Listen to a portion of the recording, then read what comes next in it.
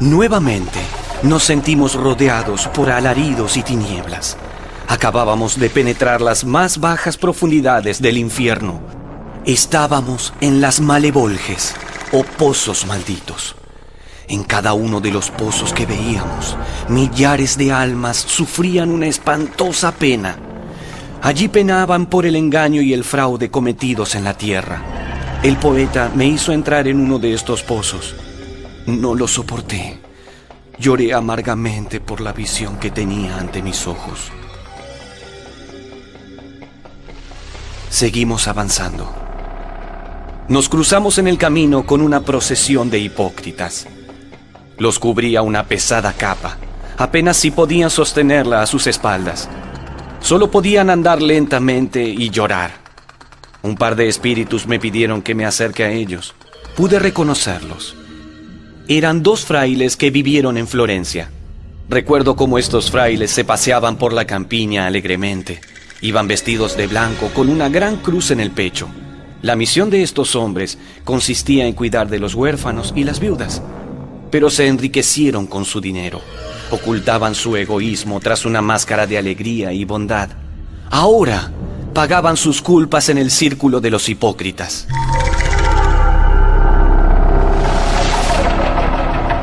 Dejamos atrás estas penas y temores y nos preparamos a descender al último círculo. Estábamos buscando un camino cuando un ruido ensordecedor me volteó al suelo. La niebla que había no me permitía ver de dónde provenía tan espantoso sonido. Solo pude ver las altas torres de una ciudad, pero Virgilio despejó mi error. Lo que yo veía no eran torres, eran gigantes. La niebla los ocultaba. El maestro se acercó a uno de ellos. No pude escuchar lo que le decía, pero al instante uno de ellos nos tomó a ambos, uno en cada mano.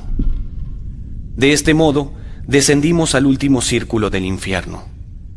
Llegamos a una especie de valle oscuro, siniestro.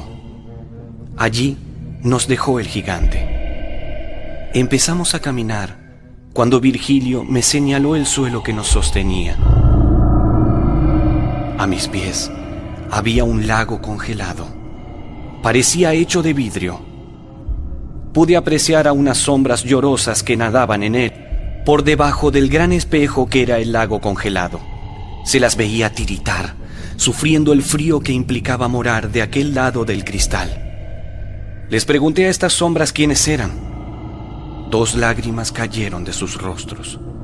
Se congelaron al instante. Virgilio me explicó dónde estábamos. Era Caína. Tras ese lago helado, yacían aquellos que habían traicionado a su familia.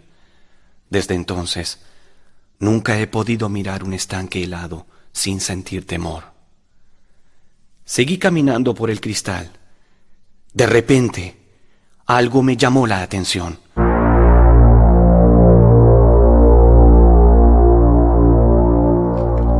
Bajo el lago helado, un alma devoraba la nuca de otra. Este acto brutal me estremeció. Me acerqué a los espíritus.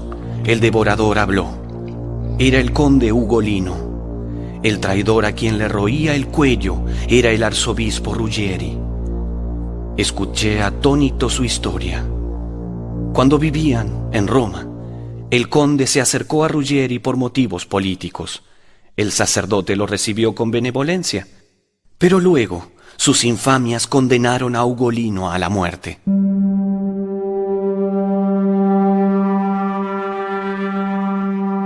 ¡Qué muerte tan cruel padeció este mortal! El obispo lo encerró en una torre junto a sus hijos, todos condenados a morir de hambre.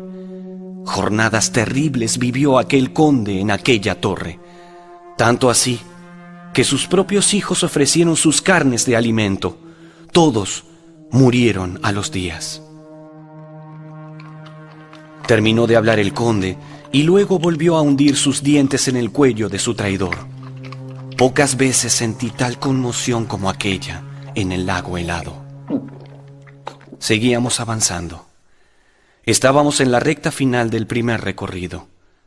Aquí las sombras se hacían más espesas y heladas. Virgilio entonces me abrazó con fuerza. Ese abrazo significó la llegada hacia lo más terrible que podría imaginar.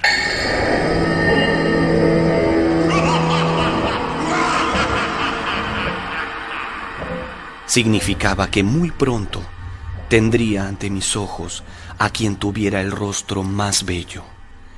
El maestro me pidió que me armé de fortaleza. Entonces lo vi. Era Lucifer, el emperador de las tinieblas.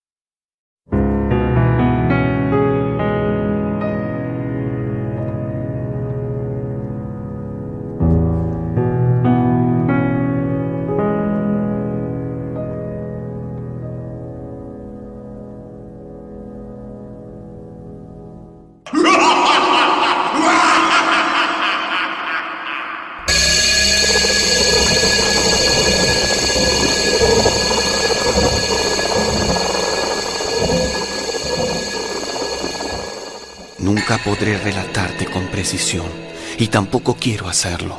Todo lo que podría decir sería poco. No morí, pero tampoco estaba vivo. Fue un estado completamente nuevo. Vivir sin vivir.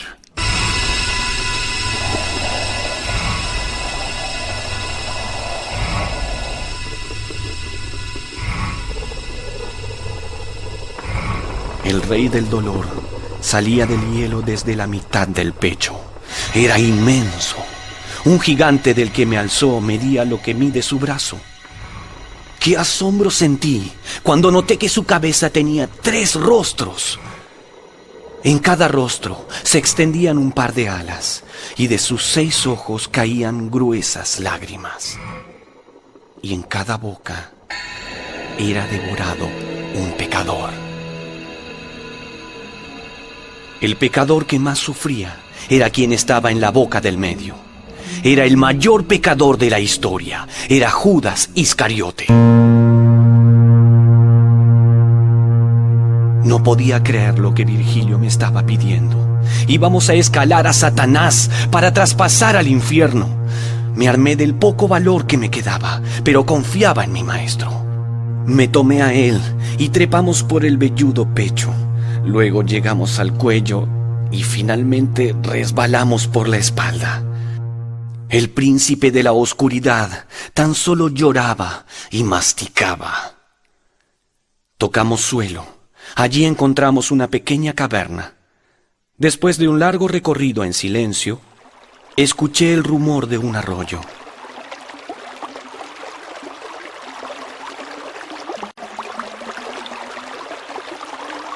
Después de un momento, vimos un claro de luna. Ascendimos. Mi corazón golpeaba con violencia. Al fin estábamos en la superficie. Admiré, como si fuera la primera vez, la luz de las estrellas.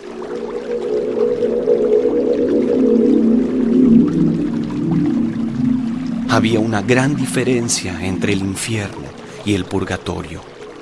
Esta diferencia se basaba en la esperanza. En el infierno, como lo anticipó el cartel en la puerta, no existía. En cambio, en el purgatorio era el principal alimento de las almas. Aquí los espíritus también sufrían, pero era una especie de dolor dulce.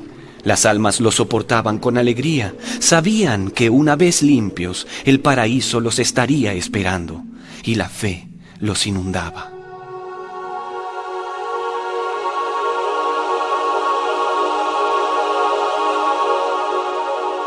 Cuando el día se hizo presente, el maestro y yo nos encontramos en un cielo sin nubes. Entonces vimos un espectáculo maravilloso. La salida del sol en el horizonte desprendiéndose del mar. El corazón se nos inundó de alegría. Un largo rato estuvimos contemplando el espectáculo. En un momento, noté una presencia cerca de mí. Ya no estábamos solos. Un anciano miraba el sol a nuestro lado. Grandes mechones de cabello blanco caían de su cabeza. Una larga barba cubría su rostro. Su presencia era la de un hombre que merecía todo el respeto. Su nombre era Catón. En vida fue un gran escritor romano. Ahora era el guardián del purgatorio. El anciano preguntó qué hacíamos allí. Virgilio, con una mirada, me pidió que me arrodille ante él. El maestro le explicó de dónde veníamos y cuál era nuestro recorrido. Catón comprendió. Ambos me lavaron.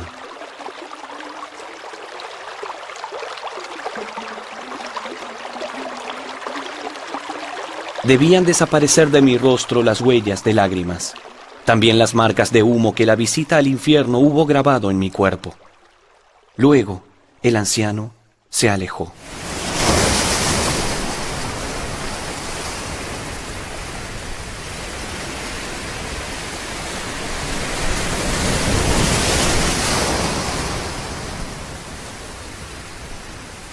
Mientras caminábamos por la playa, Virgilio tomó un junco. Luego, lo ató a mi cintura. Más tarde comprendí que el junco era el emblema de la humildad. Para entrar al purgatorio, debía limpiarme de todo rastro de soberbia. Sí, yo también era un pecador. Seguimos caminando por la playa, pensativos. De repente, vi que una luz se acercaba desde el mar. Se movía de aquí para allá. Poco a poco fue haciéndose más brillante. Miré hacia mi maestro, también observaba la luz. No decía nada.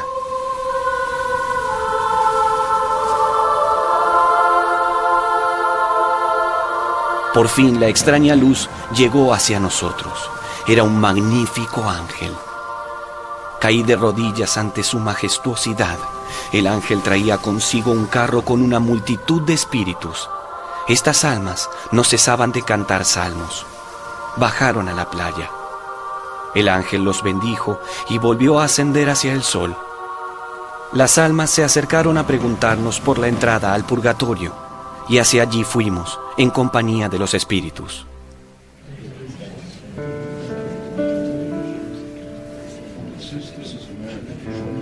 Pero las almas se sobresaltaron en cuanto notaron que mi cuerpo estaba vivo. Una de ellas, con un gran gesto de alegría, corrió a abrazarme. Lo reconocí al instante. Era mi amigo Casella, el músico. Muchas veces le añadió melodía a mis poemas. Los cantaba dulcemente para consolar mis penas. Había muerto hace un tiempo. Lo extrañaba y ahora tenía la posibilidad de volver a escuchar su voz. Le rogué que me cante. Casella no lo dudó un instante. Cantó uno de mis más bellos poemas. Su voz se elevaba con gracia y alegre tono.